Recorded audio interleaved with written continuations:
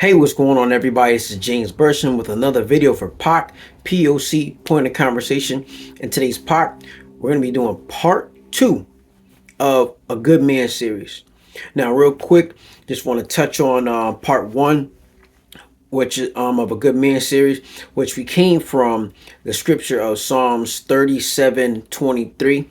And that scripture said, "The steps of a good man are ordered by the Lord, and he delighteth in his way."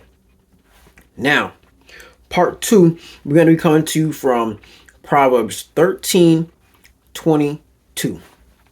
And now, Proverbs 13:22 goes a little bit deeper than Psalms 37:23. And Proverbs 13:22 says, "A good man leaveth an inheritance to his children's children." Say that again. "A good man leaveth an inheritance for his children's children's."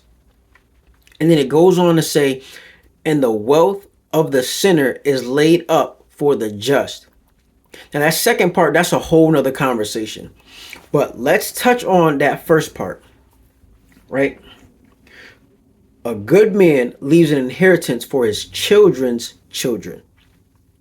So not your children necessarily, but it's talking about your children's children down the line. So now the steps of a good man are ordered by the Lord, and he delighteth in his way. And so now that you have that into play, you add in a good man leaves an inheritance for his his children's children. God is making sure that as a good man, you leave an inheritance for your grandkids. Why? Because if you train up a child in the way that they should go when they're old, they will not depart from it. You won't necessarily have to leave anything crazy for your children. You just have to make sure that they're all set and that you've put them on the right path. And it's not necessarily saying that you're not going to leave an inheritance to them. It's talking about you have set up your generational wealth down to your grandkids, your great grandkids, and beyond.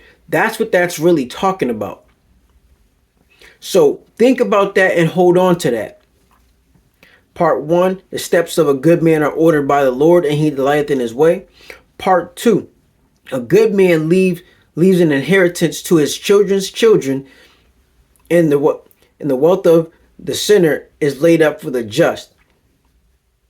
Put those two together. Your steps are ordered, and you're leaving an inheritance.